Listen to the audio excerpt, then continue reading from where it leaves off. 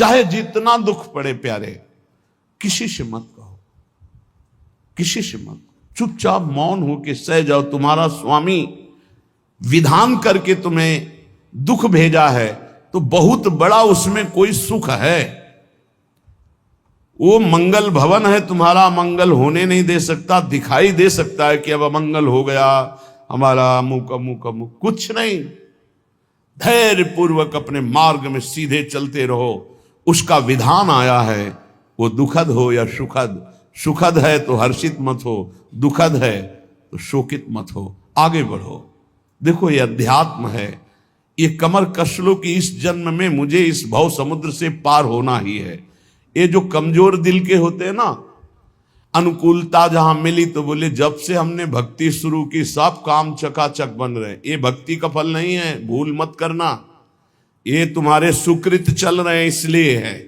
और जिस दिन दुष्कृत का फल आएगा उस दिन भक्ति करते हुए भी कदम रखना मुश्किल हो जाएगा, पग पग पर तुम्हें दुख मिलेगा। ये सिद्धांत को समझ लीजिए तो कभी आप निराश नहीं होंगे, शूरवीर होकर आगे बढ़ते रहेंगे। जो हमारी भक्ति ये नई फसल है, और इस फसल की जो आनंद वृत्ति है वो भगवदानंद है, ज्ञानानंद है, अखंडानंद है, प्रेमानंद है। वो ये भोगानंद नहीं है, विषयानंद नहीं कि भगवान की बड़ी कृपा जो चाहो वो भोग मिल गए।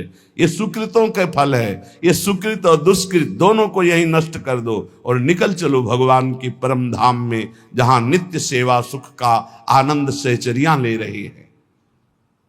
श्रीपाद कह रहे संतर्जयस ताड़यन, कोई मुझे बहुत डांटे, भर्त्सना करे और ताड़यन पिटाई भी कर दे, मुझे कुछ कभी शिकायत नहीं करनी प्रभु से।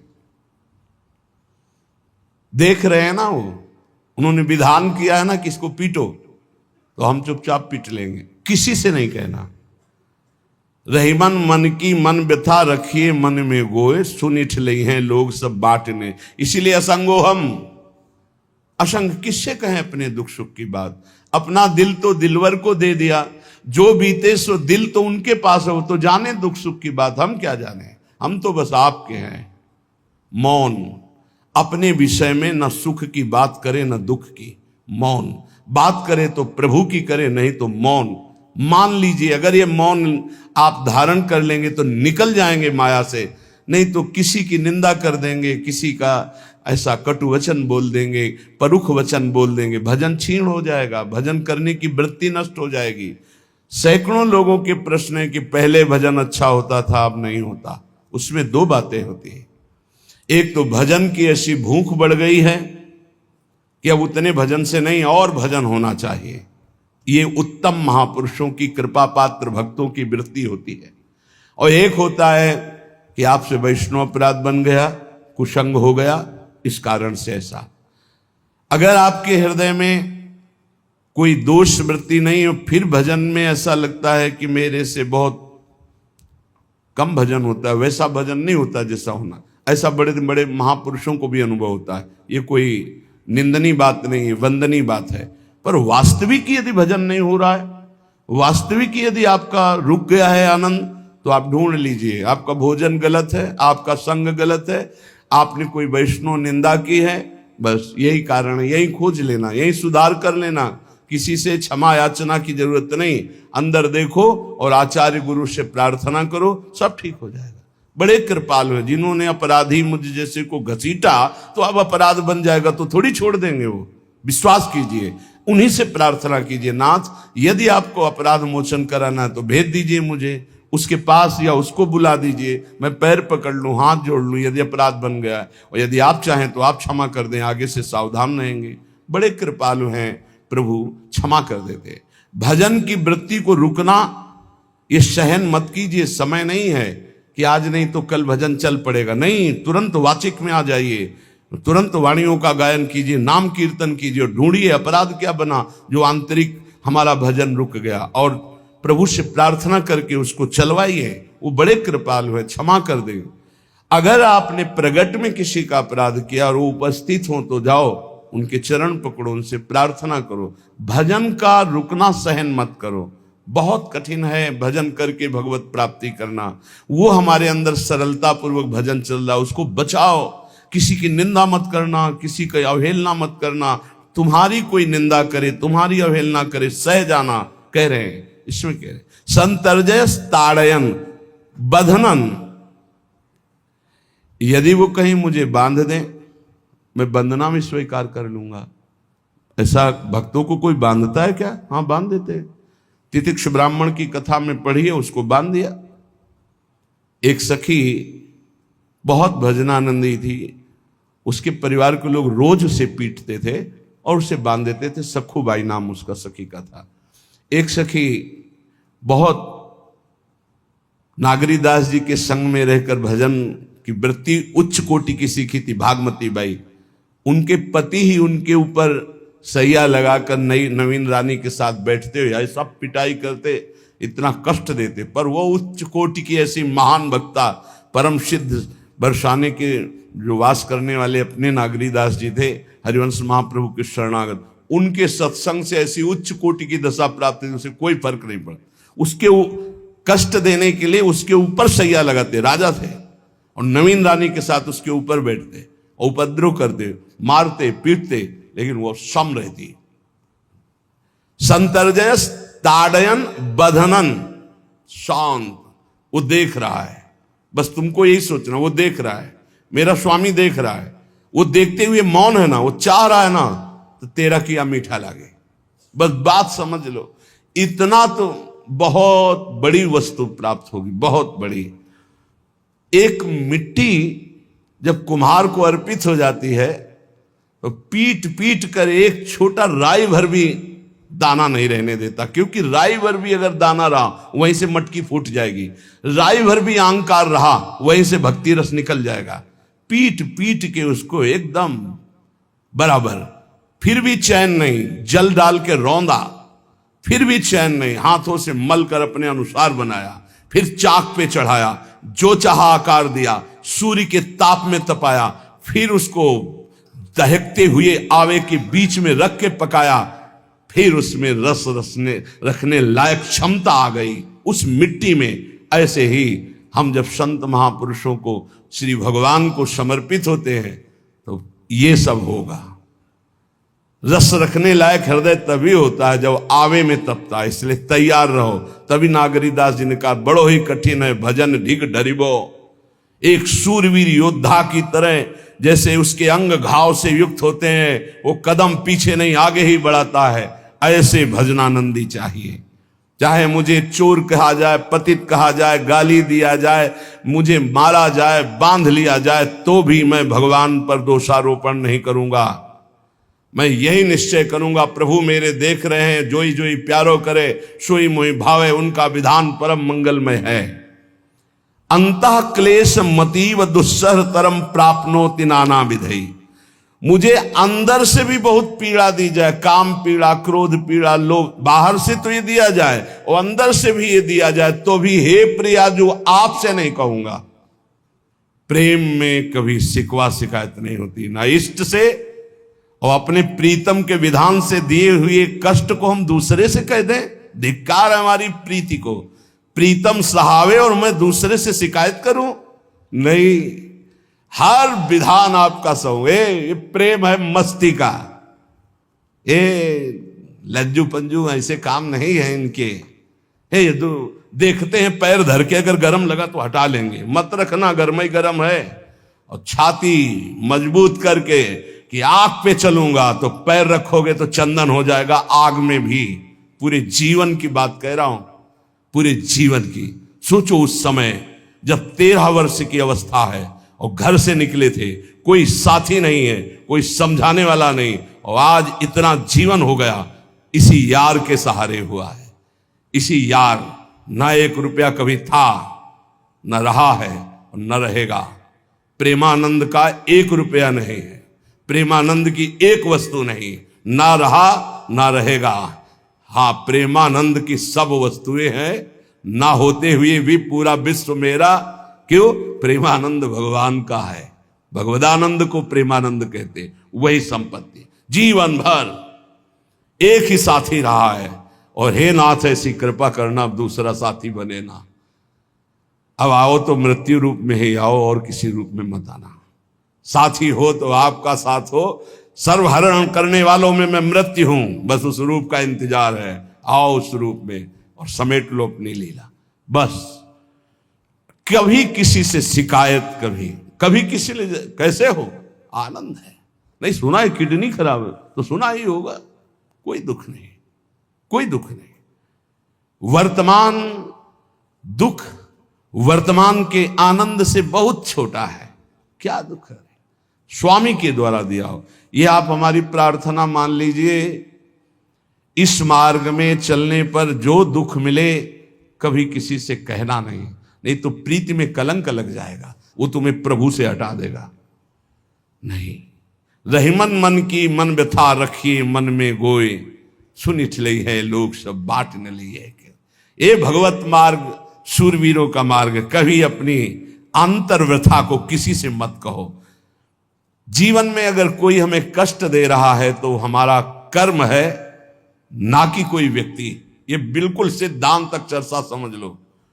वही व्यक्ति जो मुझे द्वेष करता, वही व्यक्ति जो मुझे कष्ट और दंड देता, वही व्यक्ति प्रणाम करके छाती से लगाकर आंसुओं की धारा से अभिषिक्त किया, तो वो व्यक्ति था या कर्म? जब कर्म भोग हो गया तो वही हृदय से लगा के अश्रुधारा से क्षमा कीजिए, बहुत ऐसा ऐसा। नहीं नहीं, आप तो बड़ी कृपा की। व्यक्ति कभी कष्ट नहीं देता, मेरा कर्म उसके ऊपर सवार होकर मुझे दंड देता, इसलिए मैं किससे कहूं? अपनी जबान से दांत कट जाए तो किससे कहूं? ये जो दांत, इससे जबान हमारी पीड़ा को किससे कहूं? अपने हाथ से चोट लग जाए किसको कहूं? ऐसे सब आत्मस्वरूप हैं, हमारा कर्म ही उनके ऊपर सवार होकर हमें दंड दे रहा है। इसलिए भाई, श्रीपाद का सिद्धांत जो कह रहे कि अगर भगवत प्रेम प्राप्त करना है तो मुंह बंद। 22 बाजार में कोड़े मारे गए, एक बार भी श्री कृष्ण से नहीं कहा। पूज्य भाई जी महाराज के जीवन कष्टमय है, कभी श्री कृष्ण से नहीं। बाबा नहीं सह पाए, बाबा ने श्री कृष्ण से कहा, श्री कृष्ण चंद्रजू से, ये क्या है, इतना कष्ट क्यों दे रहे हो उनके शरीर को? तो मुस्कुरा दिए, बोले मैं नहीं दे रहा हूं, ये तुम्हारे कर्म का फल भाई जी भोग रहे हैं। ऐसा? बोले हाँ। सीधे अस्पताल गए, भाई जी से कहा, ये आप हमारा प्रारब्ध क्यों भोग रहे हैं? तो कहा, आज ये कौन सा खेल रच रहे हो बाबा, क्या बात कर रहे हो? जीव का अपना कर्म भोगना होता है या किसी और का निजीकृत कर्म भोग? तो उनका, आप हमको बहका नहीं सकते, हमें परम तत्व से पता चला है कि आप हमारे कर्म। तब हंस दिए भाई जी और बोले, देखो हमें कोई फर्क नहीं पड़ता, आपको फर्क पड़ जाता। आप चढ़ो, जिस साधना की चढ़ाई पर चढ़ रहे हो चढ़ो, मंगलमय श्री कृष्ण तुम्हारी यात्रा को पूर्ण करें। हम तो अस्पताल में पड़े पड़े प्रिया प्रीतम के साथ खेल रहे हैं, कोई फर्क नहीं पड़ रहा। ये बड़े महापुरुषों ने अपने कष्ट की तो बात जाने दो, दूसरों के कष्टों को लेकर भोगाए। हम जरा सा कष्ट आ जाए तो बोले हमारी अंदर श्रद्धा थी अब खत्म हो रही क्योंकि कष्ट आने लगा। उसमें भगवान का क्या दोष है? वो तो बड़े कृपालु हैं कि ऐसे पापात्मा होने पर भी मुझे महात्माओं का संग दिया, धाम का वास दे रहे, नाम जपवा रहे हैं। अब हमारे पूर्व प्रारब्ध हमें कष्ट दे रहे हैं, इस समय भी वो हमें दुलार कर रहे हैं। जीव समझता नहीं, केवल दोषारोपण भगवान और भगवत मार्ग पर कर देता है। इसलिए उपासक को अंतः क्लेशमति व दुस्सहतरम, ये जो आप काम क्रोध से जल रहे हो ना, ये तपस्या है, इसका बहुत बड़ा लाभ मिलेगा। और अगर भोग रहे हो ना, गिर रहे हो, पतित हो रहे हो, तो वो सुख नहीं, वो शांति नहीं, वो विश्राम नहीं। और एक बात ध्यान रखना, इस शब्द को याद रखना, ऐसे रहने पर भी हमारे द्वारा जो भी, वो हमारे स्वामी ऐसे लेते हैं, जन अवगुण प्रभु मान न काऊ, दीन बंधु अति मृदुल स्वभाव। कल शाम के पूज्य परमहंस राम मंगलदास जी की वाणी का चिंतन हो रहा था, उसमें कह रहे कि जो 30 मिनट भगवान नाम कीर्तन कर लेता, मेरी बात पर विश्वास रखना हो, उसको भगवत प्राप्ति होगी। 24 घंटे में 30 मिनट नाम कीर्तन कर लेता है और अन्य समय विस्मरण रखता है तो 30 मिनट का नाम कीर्तन उसे भगवत प्राप्ति करा देगा। तुम्हें जो पाठ प्रिय हो 30 मिनट पाठ कर लोगे, भगवत प्राप्ति हो जाए, कर लो। और बहुत पहुंचे हुए महापुरुष जिनके चरणों में अपार श्रद्धा है, आप लोग तो रात दिन लगे आपको भगवत प्राप्ति नहीं होगी। चूक हो जाएगी तो जन अवगुण प्रभु मान न काऊ, दीन बंधुवती मृदुल स्वभाव। अग्नि की ज्वाला के समीप रुई का पहाड़ कितनी देर टिकेगा, कितनी देर टिकेगा, उसके ताप में झुलस जाएगा। ये अग्नि की ज्वाला है भगवान नाम कीर्तन, भगवत यश गुणगान। तो जैसे किसी को लगे कि वो नाम जब भी करता है वो रुचि पूर्वक पाप करता है, असंभव। नाम जापक रुचि पूर्वक पाप कर ही नहीं सकता, उसका हृदय जलेगा। पक्का आप जप करके देख लीजिए, आप जप कीजिए नाम और फिर आपसे पाप जब बनेगा तो आप फिर हालत अपनी देख लीजिएगा, बार बार हृदय जलेगा, नहीं नहीं नहीं। तो एक दिन वो नहीं सिद्ध हो जाएगा और आप निर्विकार हो जाएंगे। इसलिए अंतः क्लेश, अगर बुद्धि मति वो अति अंदर क्लेश आ रहा है, कभी काम आ रहा है, कभी क्रोध आ रहा है, कभी लोभ आ रहा है, कभी मोह आ रहा है, ये आता रहेगा जब तक भगवत साक्षात्कार नहीं होगा। ऐसा मत समझो कि 2-4 महीने जब करेंगे तो हम सिद्ध हो जाएंगे, ये आता रहेगा। ये बहुत भागवतिक शक्ति से संपन्न है विकार, कोई साधारण नहीं है कि तुम माला जपोगे वो नहीं आएगा। माला जपते समय ही आएगा वो। ये भागवतिक शक्ति से संपन्न, काम क्रोध लोभ मोह तब त्रिभुवन को परास्त कर रहे हैं। ये भगवान के पावर से शक्तिमान है। तुम्हारा अहंकार जब गलित हो जाएगा तो इनका आना ही बंद हो जाएगा। जब तक अहंकार रहेगा तब तक ये आते रहेंगे। तो जो तुम्हारे अंदर जलन हो रही, मत कहो किसी से, सह जाओ, यही तपस्या हो जाएगी, यही भगवान की प्राप्ति का हेतु हो जाएगा। प्रभु के लिए थोड़ा कष्ट सहकर आप आगे बढ़कर देखिए वो कितना आपको प्यार देते हैं। यही कष्ट सहना है, आंतरिक विकारों को सहना, बाहरी प्रहारों को सहना, कभी किसी से ना कहना, ये भक्तों का स्वभाव। मौन, इसीलिए वाणी से मौन, कुछ ना बोलना। हमने एक संत भगवान को देखा, 22-23 वर्ष पहले वृंदावन में कच्चा मार्ग था, एक बोरा रखते थे ऐसे, पागलों जैसा भेष था। तो जब रात्रि के 11 बजे वापस यमुना किनारे से प्रसाद पाके यमुना किनारे गए, यमुना किनारे से जब लौटते थे तो उनको देखते थे अकेले वो बैठे रहते थे। उनकी मुद्रा देख के लगता था भगवदानंद में डूबे हुए हैं। नजदीक बैठे, बोरा उठाया, चल दिया। अम्मी पीछा छोड़ने वाले थे नहीं पीछे, तो उनका क्या बात है, क्यों पीछे हो? अब संत वेश हमारा भी तो मर्यादा से ही बोलेंगे। वो कुछ नहीं, केवल जानना चाहते हैं आपको। तो कालीदह की इधर एक तमाल का पेड़, जो श्वेत रंग का एक वृक्ष है, उसका मुझे नाम नहीं याद आ रहा, गुलर जैसा, और वो तमाल में लिपटा हुआ अब भी है। दाहिनी तरफ है ये जो खाली जगह पड़ी ऊंची, जो अपने दाहिनी तरफ बर्फ फैक्ट्री के आगे जाते हैं, उसी के नीचे बैठ गए। तो हमने पूछा आपकी स्थिति देखकर मुझे लगता है आप हर समय भगवदानंद में डूबे रहते हैं। बोले जब लगता है तो प्रश्न क्यों करते हो? हमको आपकी वेशभूषा देखकर। तो बोले जगत से बचने के लिए ये वेशभूषा है। एक बोरा ऐसे जैसे कोई बीनने वाले होते हैं, कबाड़ बीनने वाले, ऐसे बोरा ऐसे रखे थे, गमछा लगाए हुए थे, पूरा शरीर खुला, कोई साधु का वेश नहीं, कोई चिन्ह नहीं, और उनकी स्थिति भगवदानंद में थी। उनका ये किसके उपदेश, किस मार्ग के उपदेश, किस इष्ट की आराधना से आपको ऐसी स्थिति प्राप्त हुई? बोले प्रथम पूज्य श्री स्वामी राम सुखदास जी महाराज का सत्संग हुआ, इष्ट देव श्री कृष्ण, इष्ट ग्रंथ गीता, उसी की कृपा से मुझे ऐसा, मैं भारत के हर तीर्थों में वास करता हूँ, भ्रमण करता हूँ, असंग रहता हूँ, और यही वेशभूषा रहती है बड़ा अंदर से। तो भोजन प्रारब्धवशात जो सामने आ जाता है उसे पा लेता हूँ, नहीं आता भूखा रहता हूँ।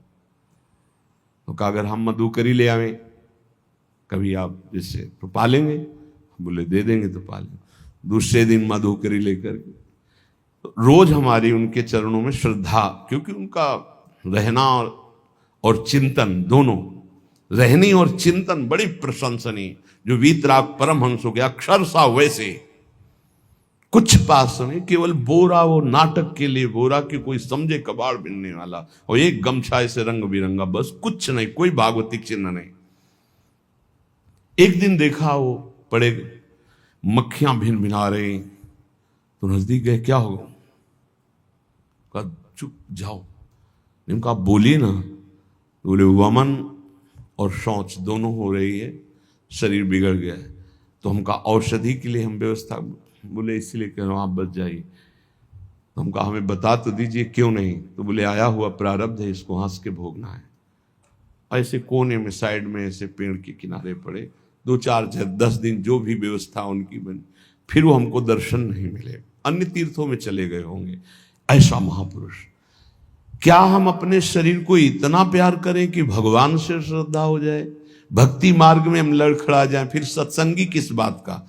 ये पक्का समझ लीजिए, ये जो भगवत मार्ग है ये शूरवीरता का मार्ग है, सहन करने का मार्ग है। जितने भी महापुरुषों के चरित्र हैं आप पढ़ करके देख लीजिए, भगवान के चरित्र से भी ज्यादा लाभ भक्त चरित्र सुनने से इसलिए होता है कि हमको लगता है कि हमारे जैसा जन्म लेकर इतना कष्ट सहकर इस ऊंचाई पर पहुंचे, ये बड़ी बात है कि वो जीवत्व से हमारी तरह पैदा होकर ईश्वत्व को जाता है। इसलिए भक्त चरित्र में विशेष बल हमको प्राप्त होता है। क्या क्या कष्ट सहते, और आप खुद देख लीजिए, आपको जितना कष्ट है उससे बड़ा सुख है कि नहीं, अंदर देख लीजिएगा तो इसी से अनुमान लगा लीजिए, जितना बड़ा कष्ट उससे कई गुना बड़ा सुख भगवान देते हैं, तभी वो उनका यश गाते रहते हैं। ऐसे थोड़ी होता है कि हमारे भगवान का हम भजन करते, हमारे साथ न्याय नहीं हुआ। न्याय तो सही बात नहीं हुआ, नहीं तो तुम्हारी दुर्गति हो जाती। सही बात में उन्होंने न्याय नहीं किया, पक्षपात किया है तुम्हारा। अगर वो सही न्याय करते तो ईमानदारी से कहते हैं केवल नरक के कीड़ा ही बनना पड़ता और कुछ नहीं है। खूब देख लो, डबल चेहरा होता है, एक सामने का चेहरा देख रहे हो और एक एकांत का चेहरा होता है, डबल चेहरा होता है। और भगवान डबल रखो चाहे तिबल, सब देखते हैं। सब हम बैठे हुए देख लो ईमानदारी से वृंदावन की भूमि में, एक चेहरा है जय श्री राधे, और एक चेहरा है जो राक्षस है अंदर बैठा। देख लो, अंदर देख लो, बिल्कुल इस समय सीसी कैमरे में हो, अंदर देख लो, एक राक्षस बैठा है और उस राक्षस ने जो जो करवाया आप लिखो रजिस्टर में, तुम्हें याद है जितना, और इसके बाद आप न्यायाधीश बनो, फिर आपकी क्या दुर्गति होती उसका। इससे ऐसे होता है, हे प्रभु, तब इतना इमाम मचता है, तब उनकी कृपा नजर आती है कि बोले भगवान ने न्याय नहीं किया। हम कहते सच्ची बात तुम कह रहे हो प्यारे, न्याय नहीं किया इसीलिए बचे हुए हो। अगर वो न्याय कर देता, पक्षपात न लेता तुम्हारा, तब तुम्हारे होश उड़ते, चाहे जो कोई हो, अपना रजिस्टर जांच के देख लो। इसलिए कहते हैं कि सबकी जीवनी शुक्ल पक्ष की लिखी जाती है, कृष्ण पक्ष की तो केवल उसी की छाती जानती, दूसरा नहीं। हृदय में जितने विकार, हृदय में जितना अंधकार, हृदय में जितना कूड़ा करकट, वो तो हम जानते हैं कि हमारी स्वामिनी की कृपा ने कितना निर्मल किया है। तब उनकी स्वामिनी जू मुझ जैसे अपराधी के अपराधों का विस्मरण करके आप ऐसी कृपा, तो आपको लगता है कि संतों की एक दैन्य भाषा होती है। नहीं, ईमानदारी से संत कभी झूठ नहीं बोलते। जैसे कह रहे हैं कि मौसम कौन कुटिल खलकामी, तो अंतर ये होता है कि आंख में जैसे थोड़ा पड़े तो बहुत बुरा लगता है, और पीठ में इतना बड़ा तिनका चला जाए तो कुछ समझ में नहीं आता। संतों का हृदय आंख जैसा होता है, थोड़ी सी भी गलती में हाय हाय मच जाता है, धिक्कार है तुम्हारे जीवन को, अपने को तुम क्या समझते हो, क्या है तुम्हारे अंदर विचार। और जो मलिन अंतःकरण वाला था, भारी भारी पाप करके भी उसको पश्चाताप नहीं होता। संत जनों को एक पाप की जरा सी वृत्ति की आभास स्फुरना, वो पूरा पाप नजर आने लगता है उनको, क्योंकि इतना निर्मल हृदय होता है। तो सच्ची कहते हैं कि जैसे घोड़ों की लगाम पकड़े हुए श्री कृष्ण अर्जुन की बैठे हैं, ऐसे अपने भक्तों की लगाम पकड़कर बैठ जाते हैं, तो यात्रा अध्यात्म की ऊंचाई की चलती, किसी की सामर्थ्य नहीं। इसलिए सब भक्त ऐसे तो आपको मिलेंगे। जहां सामर्थ्य की बात है वहां केवल श्री भगवान की कृपा है। इसलिए बाहर की पीड़ा और अंतर की पीड़ा, अपने प्रीतम के द्वारा दी हुई मानकर सह जाओ तो आगे प्रीतम तुम्हारा स्वागत करने के लिए खड़े, पक्का समझ लेना, पक्का। और वो देंगे ये पीड़ा। क्यों देंगे? इसी पीड़ा में पता चलता है कि तुम्हारे मन की सुई किधर जा रही। प्रताप राय जी महाभागवत थे, बड़ा चरित्र है। उनके यहां एक व्यापार चलता था कुल परंपरा से कि आपको अगर रुपए की जरूरत है तो आप अपना स्वर्ण आभूषण या कुछ रख जाइए गिरवी और रुपया ले जाइए, और ब्याज से तो रुपया दे जाइए, अपने मूल गिरवी ले जाइए जो रख के गए हो। यही उनकी कुल परंपरा से चल। तो उसी के आधार पर वो कुल परंपरागत कर्म कर रहे थे, निरंतर नाम जब भगवत आराधन में मगन।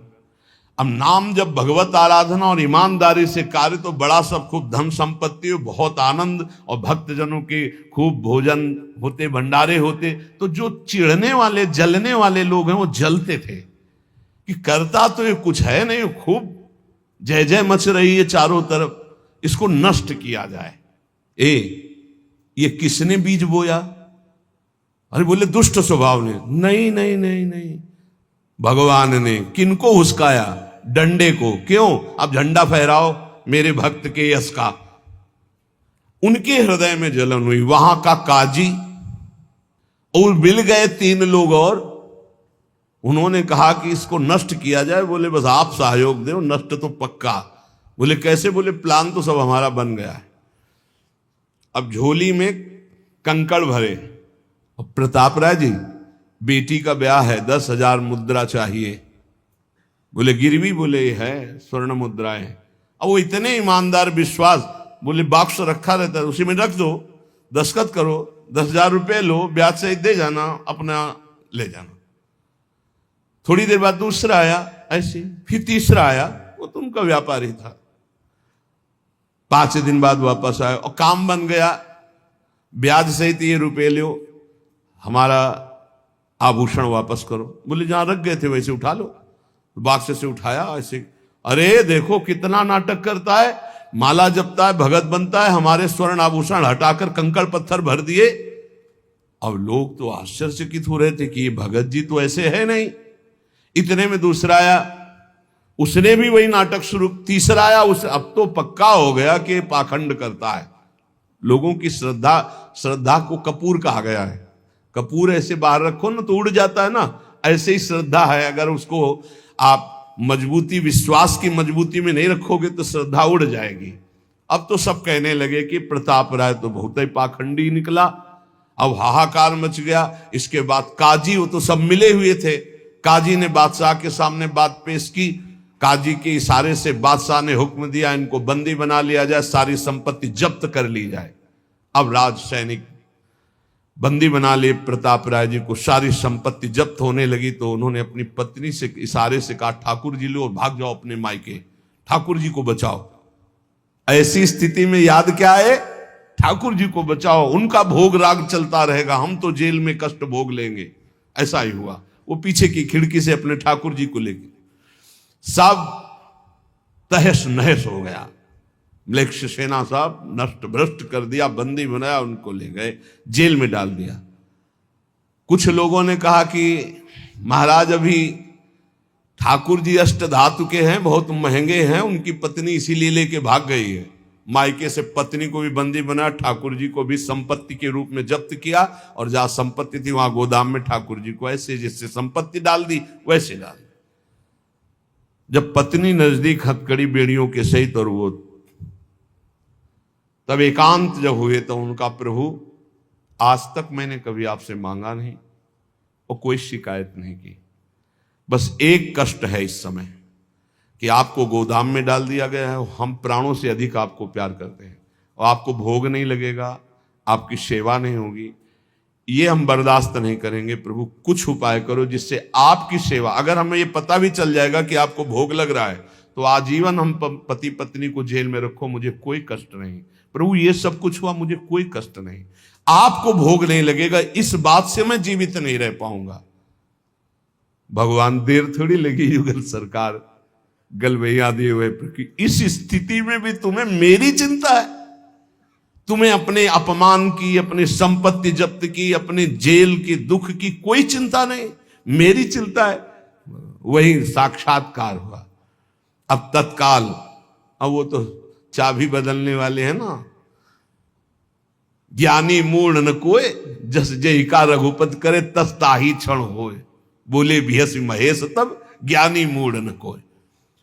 उस वहां का जमींदार जो था, उसने कहा ऐसा हो ही नहीं सकता, यह सब गलत है, पाखंड रचा गया है प्रताप राय जी के प्रति। बादशाह के सामने विरोध प्रकट कर दिया, नहीं सही जानकारी जांच हो। बादशाह ने उन तीनों को बुलाया और कहा फांसी पे चढ़ा देंगे यदि सही नहीं बोलोगे। सही सही बोल दिया कि उसमें हम सोना तो रखा ही नहीं था, कंकड़ रखे थे। काजी की ये सब बात थी। काजी को दंड दिया गया, तीनों को बंदी बना लिया गया। प्रताप राय जी को पूरा नुकसान सहित सब अर्थ दिया गया और बड़ा सम्मान किया गया। फिर जीवन, ये घटनाएं भक्तों के जीवन में आती है किस लिए? भगवत साक्षात्कार कराने। भगवत साक्षात्कार जेल में प्रताप राय और उनकी पत्नी को हुआ। इसलिए उपासक को कितनी भी परिस्थिति कष्ट की आवे, वो तुम्हारे आनंद का वर्धन करने वाले बनेगी, विश्वास रख लीजिए। बस किसी से सहयोग मत मांगना और किसी को अपनी बात मत कहना। प्रताप राय जी ने किसी से भी नहीं कहा, कुछ भी नहीं बोले, केवल प्रभु से कहा कि आपकी सेवा अगर हमको कान में सुनने को मिल जाएगी कि आपका भोग लग रहा है तो मुझे कोई कष्ट नहीं होगा, लेकिन ये मैं नहीं सह पाऊंगा कि आप गोदाम में से, क्योंकि मैं जीवन भर आपको दुलार करता रहा हूं प्रभु। अब